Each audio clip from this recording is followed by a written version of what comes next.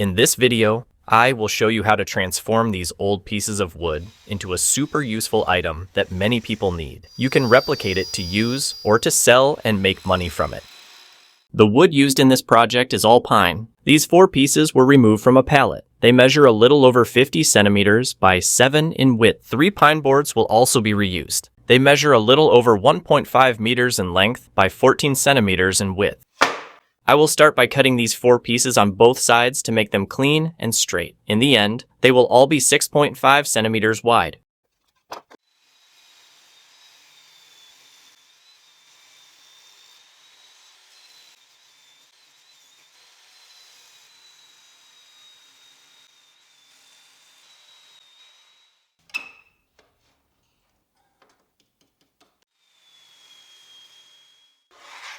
One board will be cut to 11 centimeters and 3 millimeters in width. Since it is damaged on both sides, I will attach an aluminum ruler to make the first cut. This way, it will be very straight. Then, just remove the ruler and cut the other side.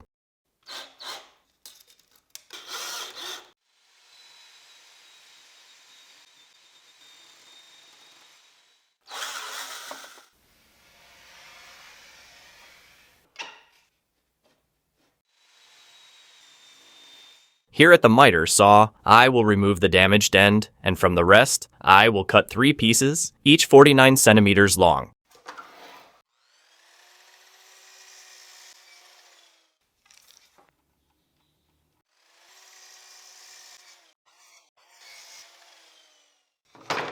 The other boards have already been cut on the sides, and from each of them, 2 strips will be made, each 5 centimeters wide. From the strips, 4 pieces will be made, each 33 centimeters long.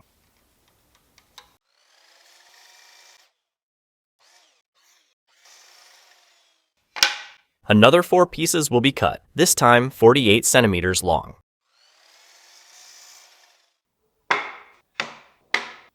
Next, I will do the thickness planing. I will start with these 4 pieces, which I will leave at 15 millimeters thick.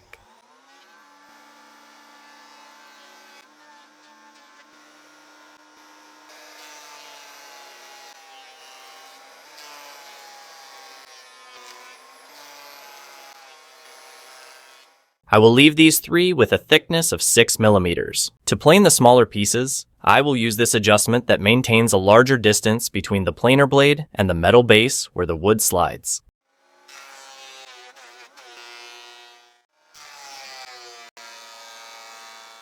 I will leave these 8 pieces with a thickness of 8 millimeters. Some pieces have nail marks, so I will use this wood filler to fill them. Once the filler is dry, everything will be sanded. I will use 100 grit sandpaper for that.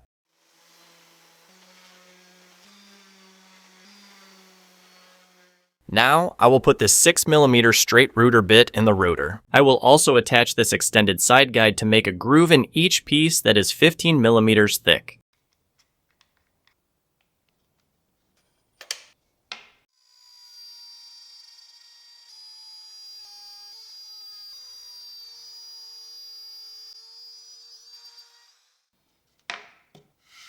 The depth is set to 5 millimeters, and this edge is 9 millimeters wide. The same process will be done on the other 3 pieces. Here, they will be cut at a 45 degrees angle on both ends. 2 of them will be 51 centimeters long, and 2 will be 36 centimeters. Important, the side with the groove should always be positioned facing down.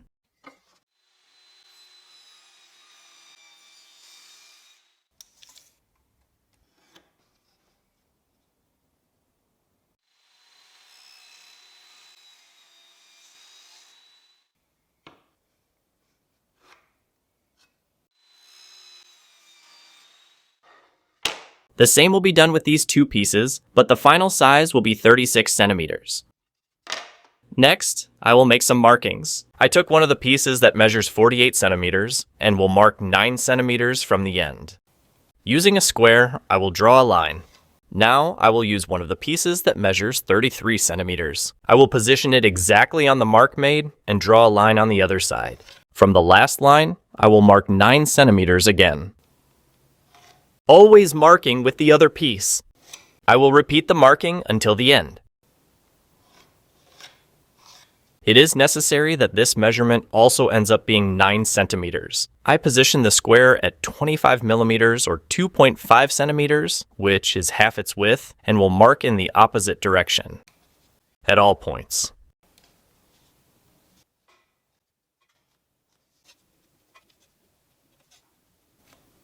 The cut will be made here on the table saw. Now I will align all the other 48 centimeter pieces and place this one in front. I will press to ensure they are very well aligned at one end. Then I will tape everything together with masking tape. Here's the result. Next, I will make the same markings on the 33 centimeter pieces, but I will mark them at 6 centimeters. The final measurement should also be 6 centimeters. The opposite direction will also be marked at 25 millimeters.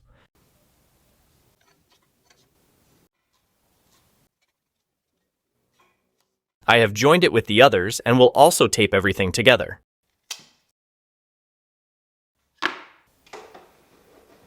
I set the disc height to 25 millimeters, which is half its width.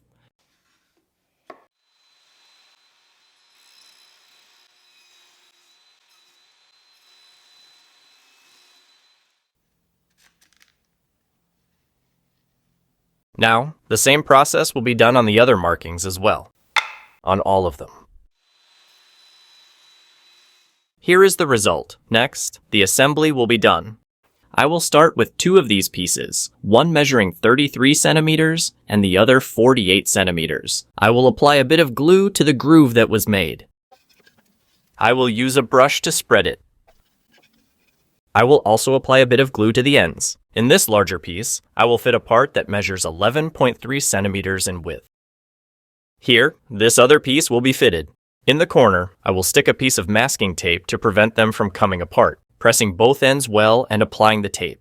Then, I can add the others as well. I will apply glue to one of the sides, and it will be fitted like this. The same will be done with the last piece. Now, I will apply glue to the 33 centimeter piece. It will be placed like this. At the joint, I will secure it with a piece of tape, ensuring that it fits very well on this side as well. Next, glue will be applied to the last piece, which measures 48 centimeters. This will be fitted like this. It's always important to clean up any excess glue as you go.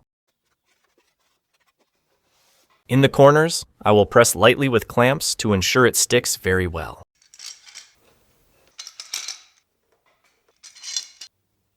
Now, I will remove the masking tape from here.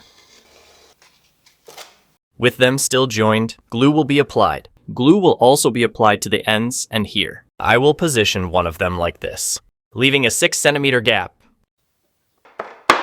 Next, the others will be placed as well. I removed the tape, applied glue to the joints and the bottom part, as well as to the ends. Now they will be fitted like this. The same will be done with all of them.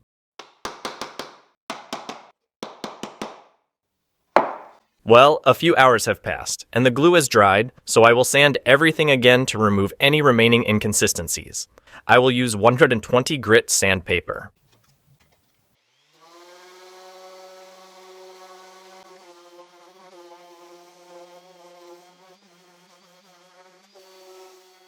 I will manually sand with 220 grit sandpaper, mainly on the corners, to avoid them being too sharp.